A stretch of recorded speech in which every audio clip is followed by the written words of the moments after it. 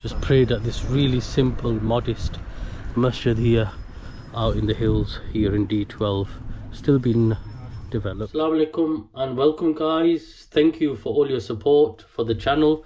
It's been wonderful reading your guys' comments and seeing that the like button has been pressed. When I moved here, in my mind I did plan A, plan B, plan C in terms of finances. Plan A was my one-to-one tuition, which I provide right now, GCSE tuition. So 16 months into my move to Pakistan, I'm still doing that. I'm still got my plan A. Now, although we said, and a lot of expats do say that, look, you need to have between 3 and 5 lakh rupees coming in every month for you to be able to survive here. I'm still spending quite a lot. I don't think some people can say, you know, I mean, we said between £1,000 or 1,500 is what you need to be earning every single month. To be honest with you, I don't think that has changed. You do need to be earning a lot to be living here and to be having the high standards that you want. There's a lot of costs involved and applied to our standard of living coming from the West. You have to weigh up the pros and cons to make a educated decision on anything that you do. It's not going to be easy. How can you deal with the load shedding, gas turning off, or not having any gas and having cylinders that you have to fill up every week or every month? I'm not sure how long gas cylinders last.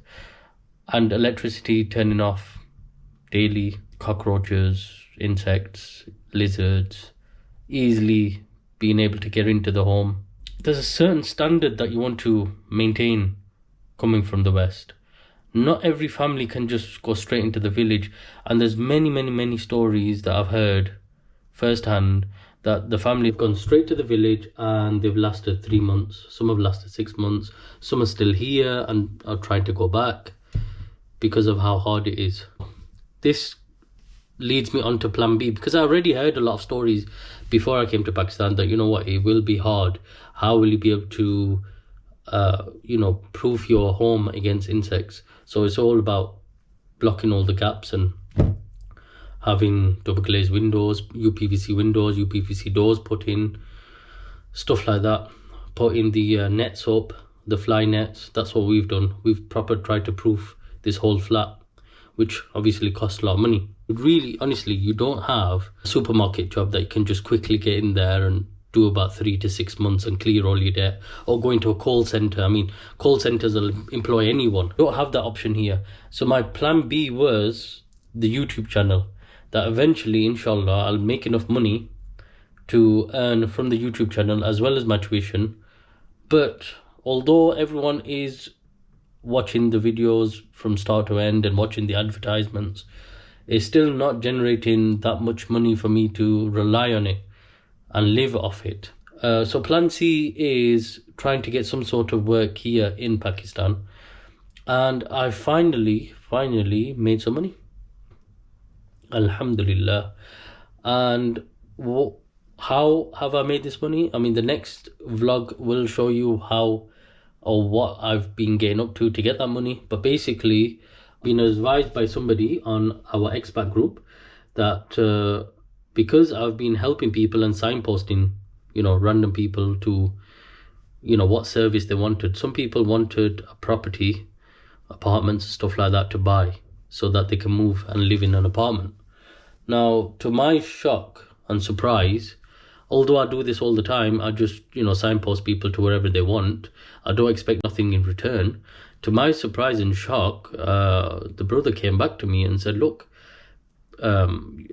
normally the salesperson gets a commission every sale that he makes, but right now you're the one who's kind of dealt with this situation, put the customer through to purchase an apartment, so really that commission should be yours. That's only happened because I'm doing these videos, I'm providing this information to everyone, and I'm getting in contact with people with really good information and advice that other people are benefiting from. And if I can put the two together and eventually they can buy a property or land or wherever they want, then that's fantastic. But for me to make money from that, I think that's excellent, to be someone that can help you and then also make a little bit of commission. Camera जो भी देखता है Camera. उसको खुशी मिल जाती है। मासी camera on है। अस्सलाम वालेकुम कहाँ ना पूरा YouTube आपको देख रहे हैं। Assalamu alaikum, welcome guys. Me and the famous mother-in-law have some errands to run. This is our first Ramadan Mubarak. Obviously we're uploading backwards and forwards because I've made some clips ready for Myra, my wife, to talk over and talk about her experience of moving here as a lady, as a woman, because there's a lot of requests out there. How is the move to Pakistan for the women? How is the move to Pakistan for the kids? So obviously I don't have kids, so we'll try and ask other expats if I can interview their kids. But for now you can watch Myra's video, which should already be uploaded by now. It's taking ages, but yeah, look at all this fruit everywhere. It seems like every Ramadan, where it's a month of eating less and doing more ibadah, people do more ibadah but also eat more. Yeah, Masi, is that right? Some people do. Yeah, some people do. Masi speaks English, and we're on our way to Basti to exchange money first.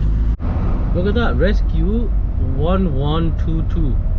A fire truck, you know, and there's an ambulance. That's a fire truck, and then that's an ambulance. 1122. Nice, nice guys. But there's nothing going on here. Here we can look at the Palestinian flag with the kalma written in it. That's right. It's going there ahead. Going ahead of us.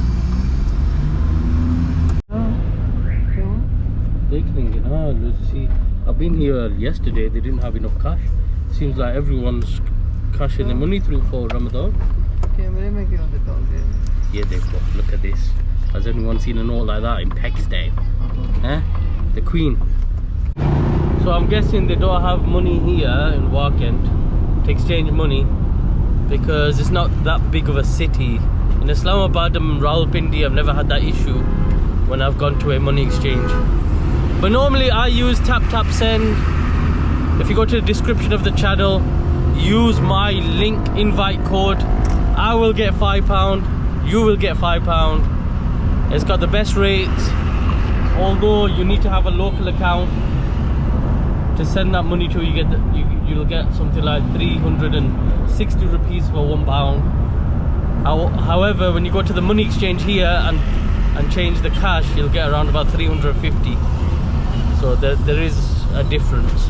Obviously, if you're living here long term, it makes a difference. If you're here for a few weeks, it doesn't really make a difference. But I just thought I'll throw that in there. Inne Masi. Welcome to GT Road, the hustle and bustle. We're after Tazeeb to grab a cake, guys. Look at that. Animals everywhere. I've been trying for a couple of days to try and exchange the money that my mother-in-law's got, but it seems like each time I go to this place here in Wakend, they've always run out of cash. We have a WhatsApp group for people that have already made hijrah to Pakistan, and there's a family that live in D12. So I thought I'll give him a quick call, see if he can help me. Firstly, I need to exchange money, so they might have cash available in Islamabad, being a big city. Secondly, it's Myra's birthday, so there's a nice good cake shop there in Layers in D12 as well. So I'm here in D12, guys. I've got my brother Abid here. He's camera shy and voice shy, guys. I do apologize. I would love for him to be on camera. I would love for him to talk to us all. But yeah, this is where he lives. This is D12. There's a few families from the UK living here, but majority, I would say, are the people that have lived and worked in the Middle East. I worked there about 15-20 years, made the money, have come back, built their houses, and now they're back here living here, mashallah. So we're going to F10 Markaz to exchange the money. What is this guy doing? F10 Markaz to exchange money, and then inshallah we're going to find Myra birthday cake. Alright? Just prayed at this really simple, modest masjid here out in the hills here in D12, still being developed. It's a nice little park. So each area, Abid was just telling me that each area has its own park, and he knows a lot of expats that are moving here in the next 1 to 2 years, inshallah. So this is a great place to come and move to if you want. We'll ask the brother how much it costs to buy a plot of land here, maybe even build. So I've managed to speak to a few people that have already got property in D12. Now D12 is considered as they would call it CDA, which stands for Capital Development Authority. I think Lahore has its own, Karachi has its own. So the Islamabad's called CDA, which is run by the Pakistani government. So they have their own like council run areas. So for example, F6, F7, E11, G9, G10, the main sectors in Islamabad are all under CDA. So it's not a gated community, for example. So they're all telling me that land prices are very, very expensive. So we have here 1 canal plot of land in D12 will cost you anything between 12 to 15 crore rupees. The better the location category, the more expensive it will be. For example, a corner plot or Margala facing plot, main road plot, will cost more than a general plot in between two plots. So a general plot is in between two plots. If you're facing Margala, you know the hills, Margala Hills, the main road, they'll cost more. A 10 Margala plot would be between 6 to 7.5 crore. A 1 canal house would easily be around the 20 crore plus range. 14 Marla house approximately 12 to 15 crores. I went to E11, which is next to D12, 7 years ago, and I didn't like it then. But seeing how quickly it's developed and what it looks like now, I would never have imagined that I'll come to a situation where a plot of land is like £200,000. It just never occurred to me at the time 7 years ago that would happen. Anywhere in Islamabad will increase every year. It will jump up in price and value wherever you buy. So if you are looking to invest here in Pakistan for whatever reason, if you want to live here, you want that side income, or you want a place to stay when you do visit every year or wherever it is, do get in contact, email me, and inshallah I will try my best to facilitate your purchase of land, plots, apartments, houses, whatever it is. I will try my best, and I will share with you more projects, more places that are being developed right now in the next vlog. So stay tuned for that, guys. See you in the next one. Assalamu alaikum.